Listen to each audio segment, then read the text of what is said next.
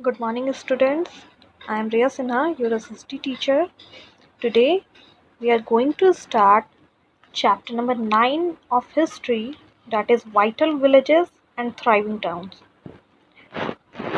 Vital villages. In this topic, we will discuss about different types of villages which were set up in the earlier times.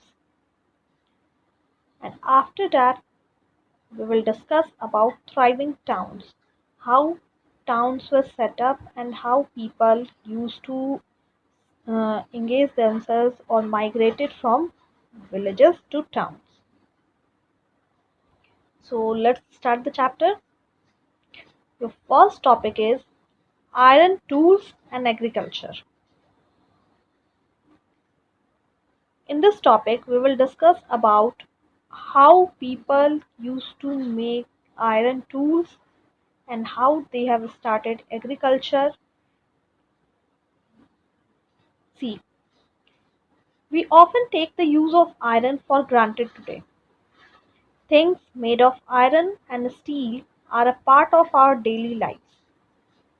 The use of iron began in the subcontinent around 3000 years ago. Some of the largest collections of iron tools and weapons were found in the megalithic burials, about which you have already read in the previous chapter. So basically, today we take it for granted the use of iron tools, but things made of iron are part of our daily lives now. The use of iron basically began around 3000 years ago, and some of the largest collection of iron tools and weapons were found in the megalithic burials. So around 2500 years ago, there is evidence for the growing use of iron tools, and these included axes for clearing forests and the iron plowshare. So, as we have seen, the plowshare was useful for increasing agricultural production. We know why plowshare are used in agriculture because it is helpful in tilling and plowing the field, and because of plowing, the fertility of the soil gets increased, and we used to get a lot of production because of that. Okay, see, other steps to increase production. Irrigation. The kings and kingdoms you have been reading about could not have existed without the support of flourishing villages.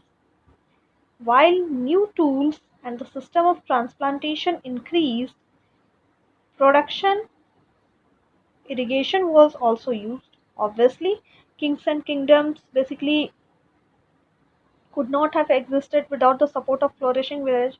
So new tools and system of transplantation increased production, and because of that irrigation was also used.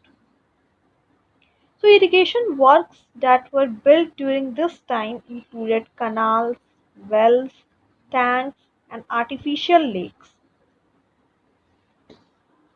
So basically these were the uh, appropriate types of things which are used in production, sorry, irrigation. So if you look at the chart, you will find that some of the stages in the construction of irrigation works are mentioned. See, who lived in the villages? There were at least three kinds of people living in most villages in the southern and northern part of the subcontinent. In the Tamil region, large landowners were known as Vellalar, ordinary plowmen were known as Uzavar, and landless laborers, including slaves, were known as Kadesiar and Adimai. You all have to learn these terms. Vellalar means large landowners, Uzavar, ordinary plowmen, and landless laborers and slaves were known as Kadaisiyar or Adimai. So, in the northern part of the country, the village headman was known as the Gram Pujak. Usually, men from the same family held the position for generations, and in other words, the post was hereditary because from the same family, one after the another generation took over the charge. The Gram Pujak was often the largest landowner. Generally, he had slaves and hired workers to cultivate the land. And besides, as he was powerful, the king often used him to collect taxes from the village. He also functioned as a judge and sometimes as a policeman. So these are the functions of Gram Pujak. Gram Pujak was often largest landowner. He had slaves and hired workers to cultivate the land. He was powerful. The king used him to collect taxes from the village, and sometimes he functioned as judge and sometimes as policeman. So apart from the Gram Bhojak, there were other independent farmers known as Grihpatis, and most of whom were smaller landowners. And then there were men and women such as the Das, Karmakar, who did not own land and had to earn a living working on the fields owned by others. So in most villages there were also some craftspersons such as blacksmith, potter, carpenter and weaver.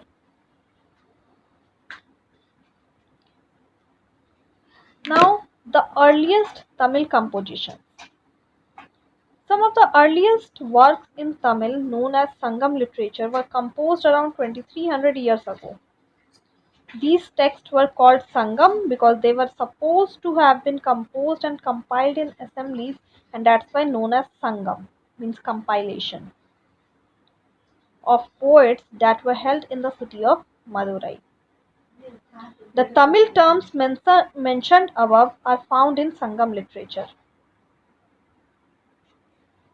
Okay, so basically,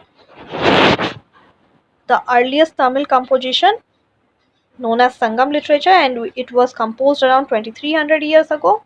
It was known by the name of Sangam because they were supposed to have been composed and compiled in assemblies of poets that were held in the city of Madurai. Okay, now let's continue the chapter. Next topic is finding out about cities, stories, travelers, sculpture, and archaeology. You may have heard of Jataks. These were stories that were probably composed by ordinary people and then written down and preserved by Buddhist monks. Here is a part of Jatak's story which tells us how a poor man gradually became rich. See, see this story. The clever poor man. Once upon a time there was a clever poor young man who lived in a city. His only resource was a dead rat. He started off by selling it for a coin to a hotel for their cat. Then one day there was a storm. The king's garden was littered with branches and leaves, and the gardener was at a loss as to how to clear the mess. The young man offered to clean the garden if he could keep the wood and leaves. The gardener agreed at once. The young man rounded up all the children who were playing with an offer of sweets for every stick and leaf that they could collect. In no time, every scrap had been neatly piled near the entrance. Just then the king's potter was on the lookout for fuel with which to bake his pots. So he took the whole lot and paid the young man for it. Our young man now thought of another plan. He carried a jar full of water to the city gate and offered water to 500 grass cutters. They were pleased and said, "You have done us a good turn. Now tell us, what can we do for you?" He replied, "I will let you know when I need your help." He then made friends with a trader. One day, the trader told him, "Tomorrow a horse dealer is coming to town with 500 horses." Hearing this, our young man went back to the grass cutters. He said, "Please give me a bundle of grass each and don't sell your grass till mine is sold." They agreed and gave him 500 bundles of grass. When the horse dealer could not buy grass anywhere else, he purchased the young man's grass for 1,000 coins. So we can use. So this is the story basically given. It is shown that how a person mentioned in the story used his mind and got several opportunities to survive in this brutal world. So we can use other kinds of evidence to find out about life in some of these early cities.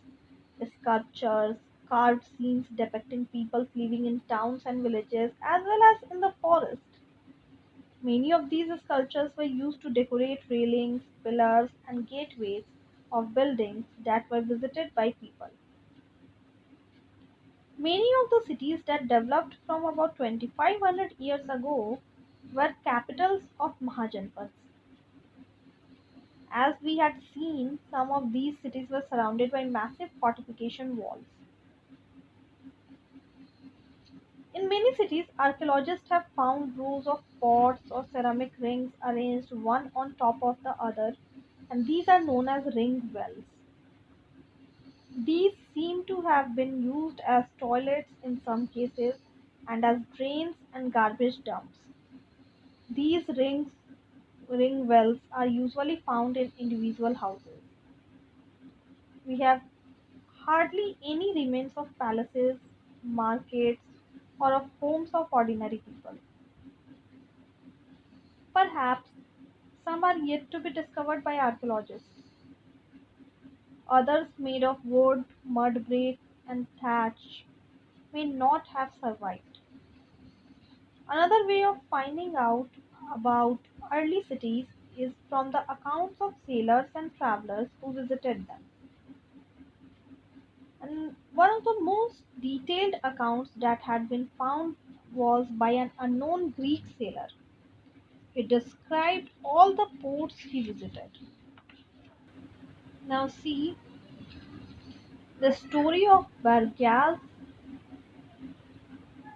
and the Greek name for Baruch. Barigasa was basically the Greek name for Baruch only. The Gulf is very narrow at Barigasa and very hard to navigate for those coming from the sea. Ships had to be steered in by skillful and experienced local fishermen who were employed by the king. The imports in Barigasa were wine, copper, tin, lead, coral, topaz, cloth, gold, and silver coins. Exports from the town included plants from the Himalayas, ivory, agate, carnelian, cotton, silk, and perfumes. Special gifts were brought by merchants for the king, and these included vessels of silver, singing boys, beautiful women, fine wines, and fine clothes. So, this is the story of Baruch. Hope you all understood the cover topics well now. In the next class, we will continue this chapter. Till then, thank you and have a nice day.